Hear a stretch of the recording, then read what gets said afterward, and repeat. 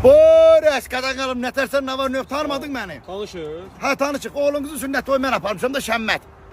Dayan, qoy bir saat, mən tanıdacam özümsə, dayan. Qadan qalım, tez yığışın. Şəmmət instrumental ansambl. Gənə tanımadıq rəis. Tanımıram, vətəndaş, deyirəm tanımıram. Toyun ortalarını gəldikcə salın, tez. Sen olan yer bana cennet sayılır. Özgeye bakmaya sayılır. Tanımadıq rəis. Yo. Rəis, tükürmü yadın ha? Vətəndaş, bu nə oyundu çıxardırsan? Sən kimsən yadıma gəlmir etdin.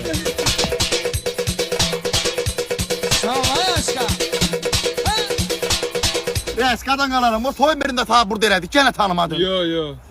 Yaxşı, niyə saxlamısan? Saxlama səbəbimiz odur ki, vətəndaş, istava şəraitidir, suya ehtiyac ola bilər, kimin salıb pisləşə bilər. Bu Allah köməyin olsun. Ehtiyaclı su. Yo, elə bir müşkül olduğuma görə saxlayayım.